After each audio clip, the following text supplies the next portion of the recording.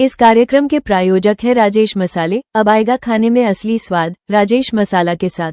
नमस्कार, बहुत बहुत स्वागत है आपका।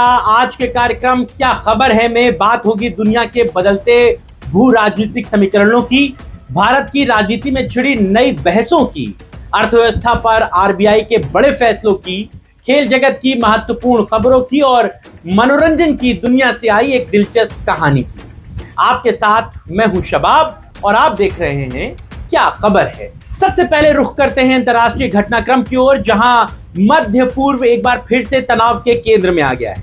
अमेरिका और ईरान के बीच टकराव खतरनाक स्तर तक पहुंचता दिखाई दे रहा है। होर्मुज जलडमरू मध्य के पास एक कमर्शियल ऑयल टैंकर पर अमेरिकी कार्रवाई के बाद ईरान में समर्थित गुटों में बहरीन में मौजूद अमेरिकी सैन्य ठिकानों को निशाना बनाया गया। इसके बाद अमेरिकी राष्ट्रपति डोनाल्ड ट्रंप ने बेहद सख्त चेतावनी जारी करते हुए कहा कि अगर अमेरिकी सैनिकों या संपत्तियों को नुकसान पहुंचाया गया तो उसका जवाब बेहद विनाशकारी होगा।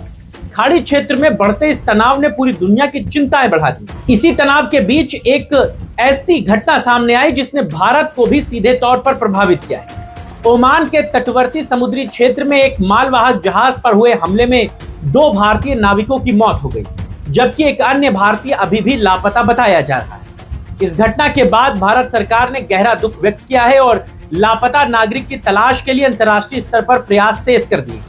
समुद्री सुरक्षा और भारतीय नागरिकों की सुरक्षा का मुद्दा अब वैश्विक मंच पर भी उठने लगा है। अंतर्राष्ट्रीय व्यापार और पड़ोसी देशों की बात करें तो पिछले कुछ दिनों में एक और खबर चर्चा में थी।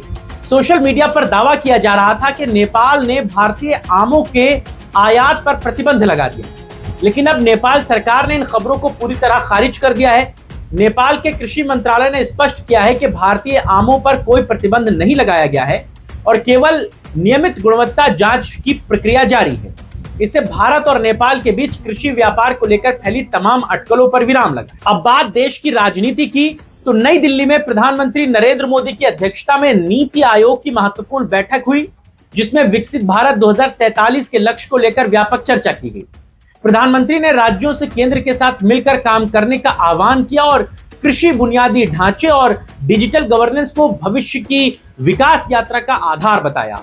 इस बैठक को देश के दीर्घकालिक विकास रोडमैप के लिहाज से बहुत इंपॉर्टेंट माना जा रहा है। लेकिन विकास और नीतियों की चर्चा के बीच विपक्ष भी लगातार हमलावर है। कांग्रेस अध्यक्ष मल्लिकार्जुन खड़गे और राहुल गांधी की मौजूदगी में हुई संगठनात्मक बैठक में केंद्र सरकार की आर्थिक नीतियों और महंगाई को लेकर सवाल उठाए गए। राहुल गांधी ने आरोप लगाया है कि सरकार आम जनता पर आर्थिक बोझ बढ़ा रही है और महंगाई को नियंत्रित करने में विफल साबित हो रही है।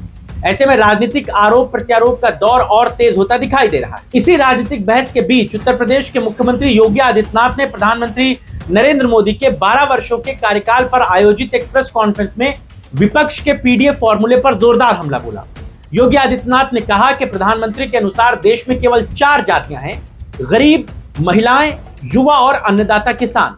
उनके इस बयान को विपक्ष की जातीय राजनीति के खिलाफ भाजपा के बड़े राजनीतिक संदेश के रूप में देखा जा रहा है। योगी आदित्यनाथ के इस बयान के बाद समाजवादी पार्टी के राष्ट्रीय अध्यक्ष अखिलेश यादव ने भी अपनी प्रतिक्रिया दी।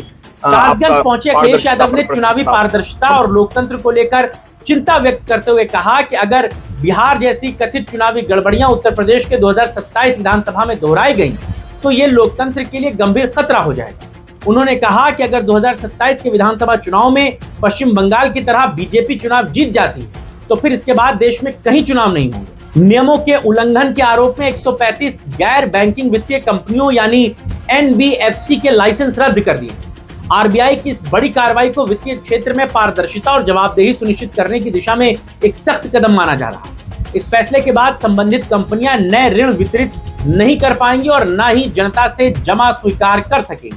खेल जगत से एक बड़ी खबर है, भारतीय क्रिकेट टीम के लिए चिंता बढ़ाने वाली। स्टार ऑलराउंडर हार्दिक पांड्या कंधे की चोट की वजह से आगामी वनडे सीरीज से बाहर हो गए। बीसीसीआई की मेडिकल टीम ने उन्हें कई सप्ताह आराम की सलाह दी।